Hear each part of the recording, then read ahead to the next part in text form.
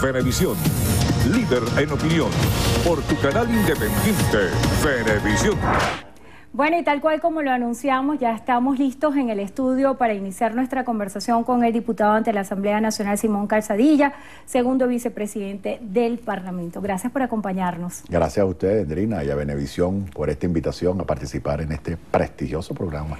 Es muy importante su presencia, sobre todo para analizar lo que fue una sesión el día de ayer con una jornada muy intensa que acaparó muchas horas, 16 intervenciones, posturas muy encontradas y también declaraciones un poco subida de tono.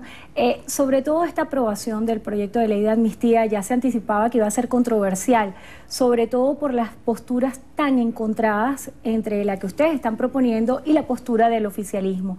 Quisiera saber cuál es su lectura de lo que sucedió ayer en el Parlamento.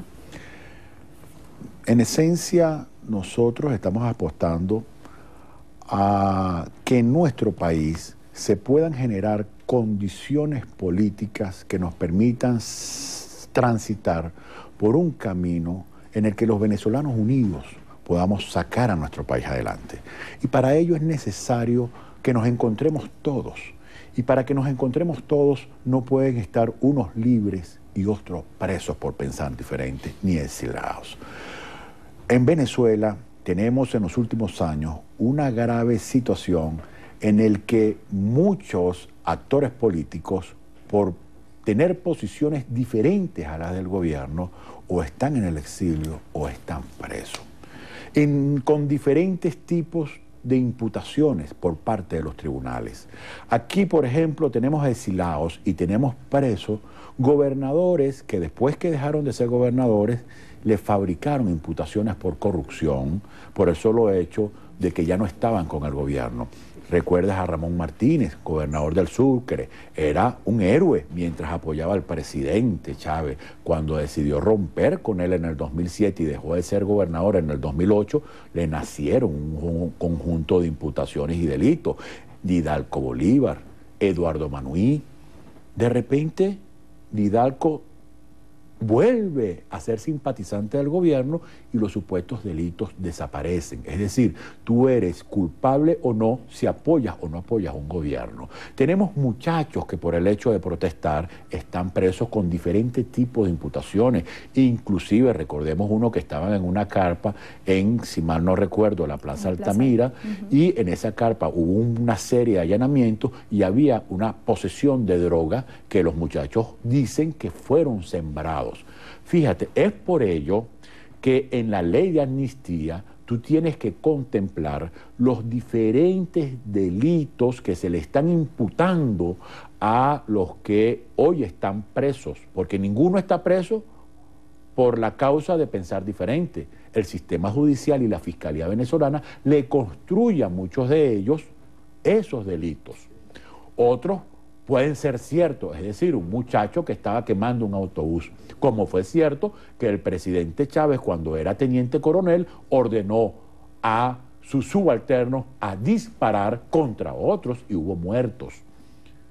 Diosdado, cuando era un oficial, disparó contra seres humanos intentando dar un golpe de Estado.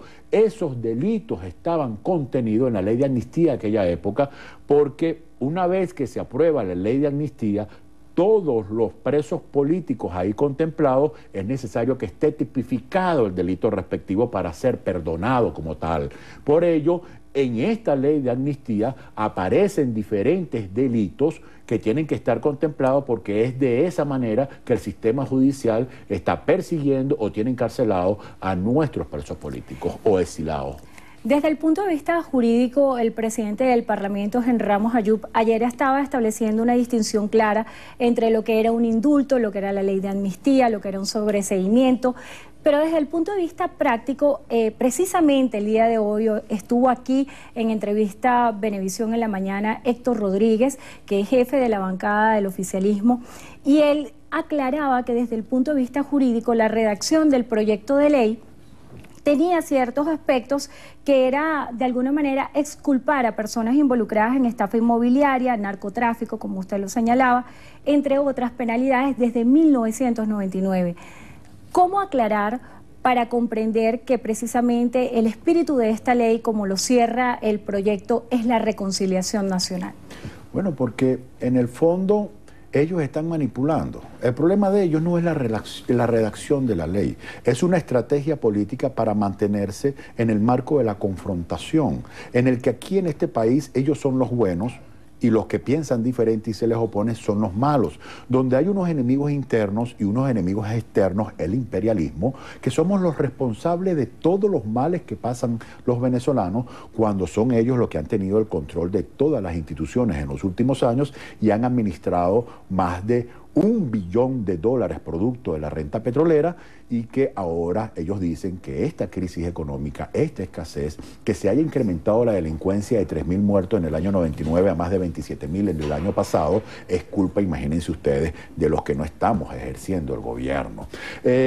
¿Por qué necesita un régimen con rasgo totalitario la confrontación? Porque es la única manera de mantenerse legitimado. Y por ello ellos necesitan a los enemigos y necesitan tenerlos presos y necesitan tenerlos exilados. Y con ello también amenazan a los que están en desacuerdo a lo interno de su fuerza. Si tú te sales, te meto preso igual, ¿no? Eso es una manera de agruparse, de no mostrar las diferencias, pero que es absolutamente dañino y antidemocrático. Todos los venezolanos sabemos que este país no está mal por ausencia de recursos, es por una muy corrupta y mala administración, un modelo absolutamente equivocado y por la permanente peleadera y confrontación que se genera por este modelo. Y ellos están todavía aferrados. Cuando usted escuchó ayer al diputado Diosdado Cabello, ahí no había ningún propósito de enmienda, de reconocimiento. Ahí lo menos que importa es lo que nosotros redactamos ahí. Ahí lo que a ellos les importa es exacerbar la confrontación y el odio, porque de eso se nutre un régimen de rasgo totalitario. Ese es el problema de fondo. Ahora, mientras ellos están ahí enfrascados, nosotros estamos proponiendo que el camino tiene que ser diferente, que el camino tiene que ser democrático, tolerante, que el camino tiene que ser la fraternidad entre los venezolanos y que las instituciones tienen que cooperar entre sí para que se respete la Constitución y para ponernos de acuerdo cómo vamos a sacar a nuestro pueblo y a nuestro país de la grave situación que hoy está viviendo. Rebasando esa barrera del maniqueísmo entre el bien y el mal, el día de ayer también, dentro de las exposiciones, los argumentos que esgrimían los diputados de la bancada de La Patria, ellos decían que esta ley no iba a ser viable, que no se iba a ejecutar. De alguna manera se dejaba colar la intención de llevar, luego de aprobada esta ley, al Tribunal Supremo de Justicia. ¿Cuáles serían los próximos pasos a seguir en este sentido? Bueno, imagínate, sin ni siquiera dar el debate en el desarrollo de la ley en la comisión respectiva y después el debate posterior de lo que definitivamente quede construido desde el punto de vista legislativo, ellos ya están diciendo que la van a bloquear desde el Tribunal Supremo de Justicia. Eso nos obliga a nosotros a que esta ley tiene que tener cada vez un consenso mayor de nuestro pueblo, que necesita paz, que necesita conciliación, que necesita reencuentro, ¿no?, para superar esto. El problema aquí no va a ser entre el gobierno y nosotros. Aquí va a ser entre el gobierno y el interés de todo un pueblo que quiere que se gobierne de manera diferente. La ley de amnistía no va a dejar de ser una propuesta de la Mesa de la Unidad Democrática para ser una propuesta del país que quiere unidad y cambio. Y eso es lo que ellos hasta el momento no han entendido. Cuando nosotros nos negamos al decreto de emergencia económica, era porque estábamos conscientes que ese decreto era el daño que hacía que el beneficio. Ellos lo activan por el lado de la Sala Constitucional. Dentro de 30 días van a quedar desenmascarados cuando este país esté con mayor escasez, mayor inflación, con la delincuencia rampante, el pueblo sufriendo más a pesar de que tenían su decreto activado. En la ley de amnistía está pasando lo mismo. Es un planteamiento político para el país y que ellos siguen torpedeándolo, como el hecho de que torpedean el que los beneficiarios de la misión vivienda puedan ser titulares de sus apartamentos y de sus viviendas. Algo absolutamente asombroso que atenta contra el interés de todo venezolano, porque en el fondo lo que estamos en el ejercicio de la función pública somos servidores de un país, no dueños de las instituciones. Y en ese contexto lo que nosotros hacemos con la hacienda pública que le pertenece a todos los venezolanos, tenemos que darle el derecho al beneficio que ellos por así lo contempla la Constitución y las leyes. Uno observa aquí que hay gente que desde el gobierno se comporta no como un servidor público, sino como un monarca dueño de su monarquía. Y eso tenemos que cambiarlo. En ese contexto, fíjate que nosotros estamos intentando y vamos a presentar la próxima semana una ley que nos permita darle transparencia al ejercicio de la función pública y sobre todo a la administración de las finanzas del pueblo venezolano. No puede ser. ¿En qué consiste esa ley? Entiendo que es la ley de transparencia y acceso a la información pública que usted personalmente está promoviendo. ¿Cuál es el espíritu de esa ley? En el año 2009, Endrina, cuando hicimos algunas investigaciones en la Comisión de Finanzas, nos dimos cuenta que se estaban malversando muchísimos recursos y que las investigaciones eran bloqueadas porque afectaban a líderes políticos del PSUV y los que investigaban, que era la gran mayoría del PSUV, eran sus subordinados y detenían las investigaciones, paraban las investigaciones. Construyó un instrumento legal denominado Ley Orgánica para la Divulgación de las Finanzas Públicas. Todos estuvieron de acuerdo, se lo mandamos al presidente Chávez. Cilia era la presidenta de la Asamblea Nacional. La idea era que lo que se estaba administrando a los venezolanos en dólares o en bolívar fuese informado al pueblo venezolano, a los diputados. Aquí en Venezuela se gastaron 150.000 millones de dólares por el Fonden y nadie ha podido ser informado de los contratos, de cómo se logró, cómo se hizo todo eso. Igual que la Misión Vivienda, que no sabemos dónde están la totalidad de la vivienda. Por ello necesitamos, y lo hemos ampliado, no solamente a la información financiera, sino a toda la información pública del cual los venezolanos tenemos derecho a tener acceso. Y eso lo estamos construyendo porque es el mejor antídoto para luchar contra la corrupción, la ineficiencia, que es un mal que hoy nos ha hecho un profundo daño. Diputado, se nos agotó el tiempo. Yo quisiera que brevemente me mencionara cuáles son las expectativas que tiene acerca de los anuncios que en las próximas horas ofrecerá el presidente de la República, Nicolás Maduro, en materia económica. ¿Qué es lo que se puede esperar? Más contradicciones, más anuncios insuficientes, más improvisación. Hasta hace 2 días cambiaron el ministro responsable de la vicepresidencia del área económica.